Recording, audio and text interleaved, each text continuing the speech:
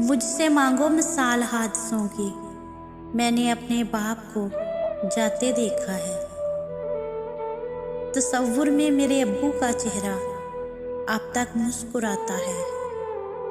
उनको मरहूम कहते हुए मेरा दिल डूब जाता है।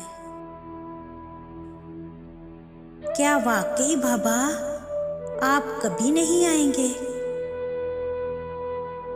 काश जन्नत में फोन होता और बाबा मैं आपकी आवाज दोबारा सुन पाती।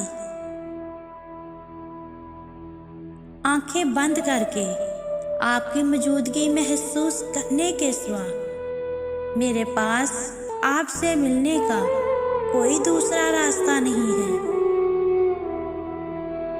बेटियों के बाबा को मरना नहीं चाहिए। बिना बाबा के बेटियां जीना भूल जाती हैं। वक्ते रुखसत वो हाथों से लम्हे फिसलते गए, वो दुख दर्द के दर हम पे खुलते गए। वो आंसुओं ने चारों तरफ से हमको घेरा। मैं थी तकदीर से मजबूर, बस नहीं चल रहा था मेरा।